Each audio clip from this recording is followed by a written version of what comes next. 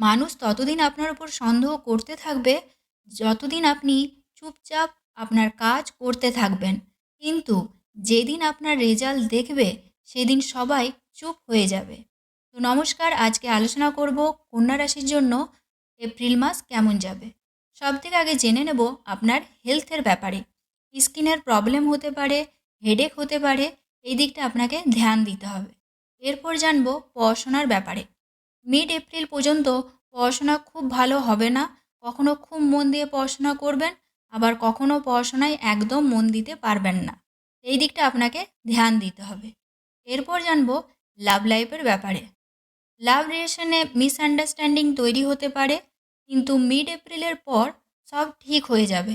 যাদের ব্রেকআপ হয়েছিল তাদের আবার প্যাচ আপ হওয়ার সম্ভাবনা তৈরি হতে পারে।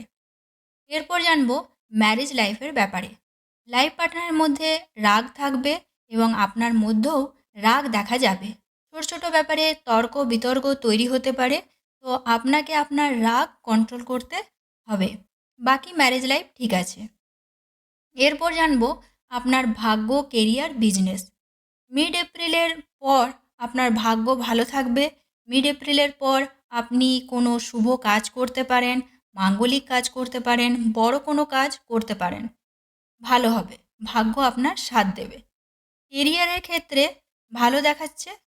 কেরিয়ারের ক্ষেত্রে যদি কোনো প্রবলেম ছিল তাহলে এপ্রিলের ফার্স্ট উইকের পর সব ঠিক হয়ে যাবে। বিজনেসের ক্ষেত্রে ভালো দেখাচ্ছে। কিছুটা আপ ডাউন থাকবে বিজনেসের ক্ষেত্রে, তবুও ঠিক আছে, খুব একটা প্রবলেম নেই। নমস্কার, আজকের মতো এই পর্যন্তই।